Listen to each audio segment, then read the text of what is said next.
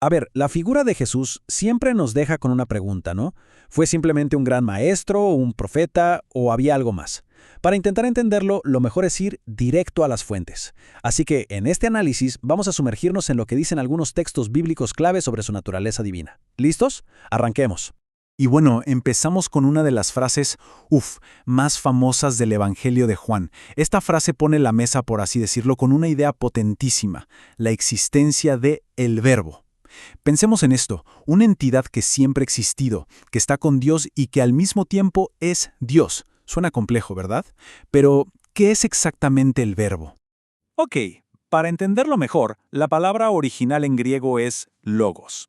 Y en esa época, para los filósofos, logos era mucho más que una simple palabra. Era como el principio de todo, la razón divina, la inteligencia cósmica que le dio forma y sentido al universo entero.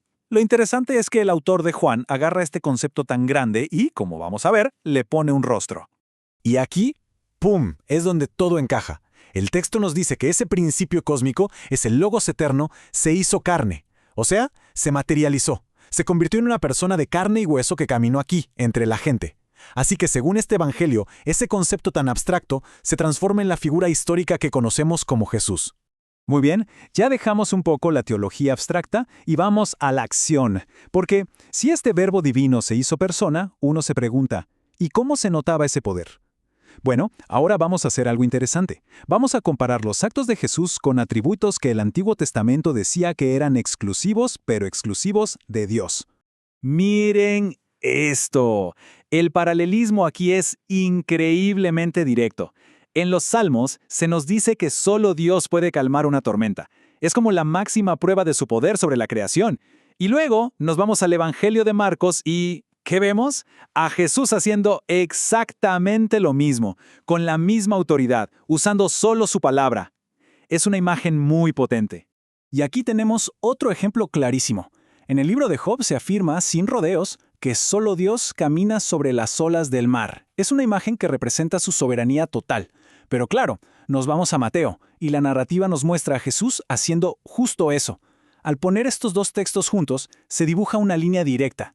Se sugiere un poder sobre la naturaleza que las escrituras antiguas reservaban única y exclusivamente para Dios. Ok, pero los actos de poder son solo una pieza del rompecabezas. Vamos a avanzar un poco más. Ahora vamos a fijarnos en cómo reaccionaba la gente y, más importante aún, en el tema de la adoración. Porque la adoración, en el contexto bíblico, tenía reglas pero muy claras. Y esto es clave.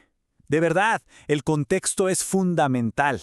Las escrituras son súper estrictas en este punto. La adoración es solo para Dios. Punto. Es el mandamiento más importante. De hecho, ni los ángeles aceptan ser adorados. Y claro, esto nos lleva a una pregunta que se cae de madura. Esta pregunta es, digamos, el eje de todo el argumento.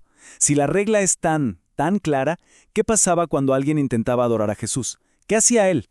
La respuesta que encontramos en los evangelios es, por decirlo menos, muy reveladora. Pues resulta que los textos nos cuentan de varios momentos. Desde los magos que llegaron después de su nacimiento, pasando por los discípulos totalmente asombrados, hasta llegar a esa declaración increíble de Tomás, Señor mío y Dios mío.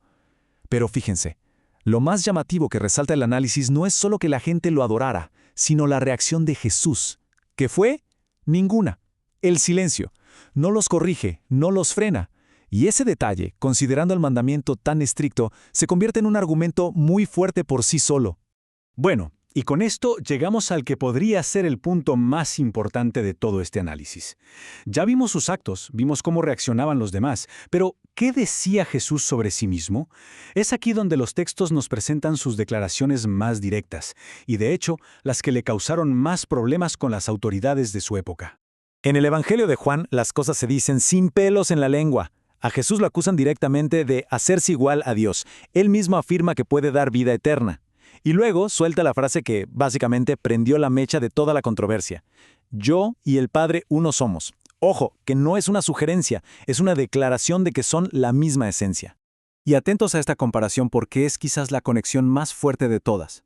A ver, recordemos Éxodo. Dios le revela su nombre a Moisés. Yo soy. Es una forma de decir, yo soy el que siempre existe. Es el nombre sagrado. Pasan los siglos, y Jesús dice, antes que Abraham naciera, yo soy. Noten que no dice yo era, dice yo soy, usando la mismísima fórmula del nombre de Dios. Sus oponentes captaron el mensaje al instante. Para ellos, no había duda, estaba declarando ser Dios. Y así, poco a poco, llegamos al testimonio que, como que envuelve todo lo que hemos visto hasta ahora. Es la declaración que resume toda la evidencia en una sola frase. Una frase corta, pero con un peso enorme. Resulta que uno de sus discípulos le dice, «¡Muéstranos al Padre!». Y Jesús no se pone a dar una clase de teología. Su respuesta es súper personal y directa. «El que me ha visto a mí, ha visto al Padre». ¡Wow! Es como el cierre de todo. La afirmación final de que Él es la cara visible de un Dios que no podemos ver. Y con esto cerramos nuestro recorrido. Lo que hemos visto en este análisis es una figura que demuestra tener poder divino, que acepta una adoración reservada para Dios y que además se identifica con Dios usando su propio nombre sagrado. Entonces, si tomamos estas afirmaciones tal y como están escritas, la pregunta que queda en el aire es bastante profunda. ¿Cómo cambia esto nuestra forma de entender no solo quién fue Jesús, sino la naturaleza misma de Dios y su manera de relacionarse con la humanidad?